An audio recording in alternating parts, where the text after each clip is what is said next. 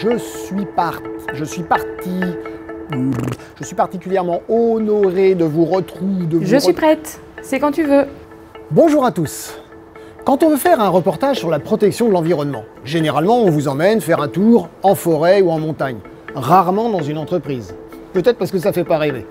Et pourtant, c'est là que ça se joue, parce que l'entreprise aujourd'hui a une responsabilité sociale et environnementale. Dominique Salin le sait depuis longtemps, et il en a tiré sa philosophie qui tient en quelques mots. Le dire, c'est bien, le faire, c'est mieux. Pour la petite histoire, en 2018, il se rend compte que les locaux d'ICS sont trop petits, au vu de l'activité qui s'accroît. L'année suivante, il jette son dévolu sur ce bâtiment. Bah, qu'est-ce qu'ils font? Coupe. Les gars, pardon. En fait, quand je fais toc-toc, c'est là que vous vous tournez pour me faire coucou. Ah oui, ouais, parce que sinon, je me prends un vent. Ouais, c'est cool, merci. L'année suivante, il jette son dévolu sur ce bâtiment, qui n'est rien d'autre qu'un simple hangar, avec une petite idée derrière la tête, donner un grand coup d'accélérateur à sa démarche de réduction de l'empreinte carbone. Bref, faire un bâtiment bas carbone. Et on va le visiter ensemble.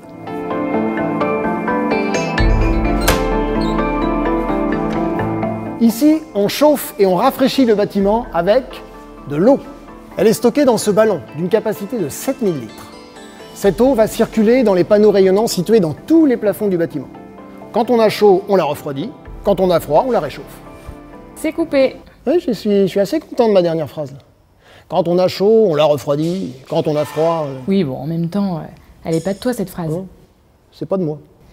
Allez, on reprend à la suite. Et comment ça marche?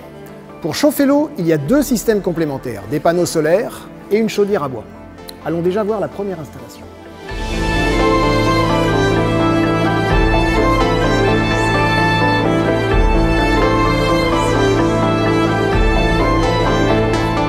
Voilà, l'eau est chauffée par ces panneaux solaires. Faudrait peut-être un peu développer, non? On n'est pas monté rien que pour ça. Je sais pas moi, qu'est-ce que tu veux que je leur dise de plus? Tu dis que ce sont des panneaux solaires thermiques, qu'il y en a 12 sur 27 mètres carrés de surface.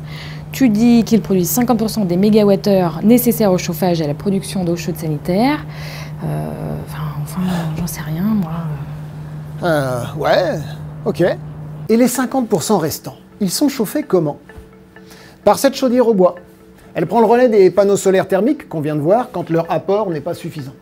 Là-dedans, on peut mettre 200 kg de bûches de bois, ce qui permet de chauffer les locaux entre 2 jours et 2 semaines selon la météo. Dans le dépôt, il y a 20 stères de bois stockés, ce qui devrait assurer 2 ans d'autonomie. À tour de rôle, chaque collaborateur d'ICS vient remplir la chaudière, une façon très concrète de se rendre compte de la quantité de bois nécessaire pour chauffer. Eh Samuel, t'as le bon boulot toi, hein? On vous a parlé du chauffage, bien. Mais l'eau du ballon sert aussi au rafraîchissement. L'été, pour rafraîchir le bâtiment, on utilise le geocooling.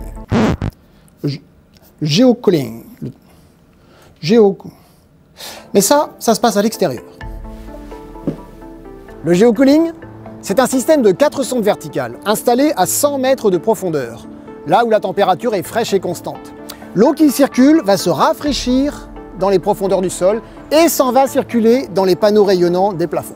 Attends, je coupe. J'ai rien à filmer là. Bah, si, c'est là. On voit rien. Enfin là. Là où? Bah, là, non, plutôt là. On est de retour dans l'entrée, devant la centrale d'air. C'est comme une énorme VMC. Elle aspire l'air extérieur et elle rejette par le toit l'air vicié. Jusque-là, c'est classique, vous me direz. Mais il y a un plus. Grâce à un échangeur à plaques, on récupère les calories de l'air rejeté en hiver. Et l'été, c'est l'inverse. C'est l'air aspiré qui refroidit l'échangeur à plaques. Comme ça, l'air ambiant est toujours tempéré. Bon, on vous en parle depuis le début. Mais ils sont où, ces panneaux rayonnants? Là-haut, dans l'atelier. Ici, dans les faux plafonds. Et là aussi. Et là-haut, dans les bureaux. Nous entrons dans l'open space, un espace de calme propice à l'échange. Pardon. Des brises-soleil orientables ont été installées pour éviter que le soleil ne chauffe les fenêtres l'été. Confort et économie. Dans l'atelier, 4 grandes ouvertures ont été créées. Elles permettent d'avoir de la lumière naturelle et une vue sur l'extérieur. Le bien-être, ça commence là.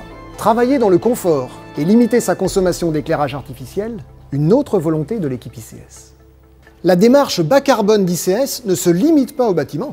Elle est aussi présente dans ses modes de déplacement, avec une flotte de véhicules électriques, des vélos électriques, des voitures électriques et même des utilitaires électriques.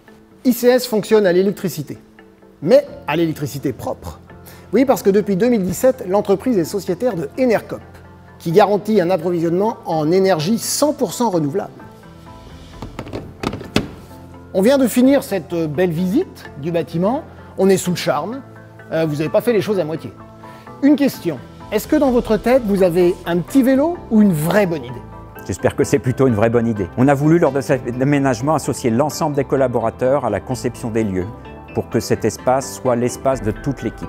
Et puis ensuite, cet aménagement, ces équipements que vous avez vus ont été réalisés par les équipes d'ICS, ce qui nous permettra à tous d'être plus à même de les présenter et de les expliquer à nos prescripteurs. Et avouez que derrière tout ça, il y a une idée encore plus grande. Vous voulez montrer l'exemple. Si vous avez fait tout ça, vos partenaires, vos clients et même vos voisins auront peut-être aussi l'envie de faire ça. Tout à fait.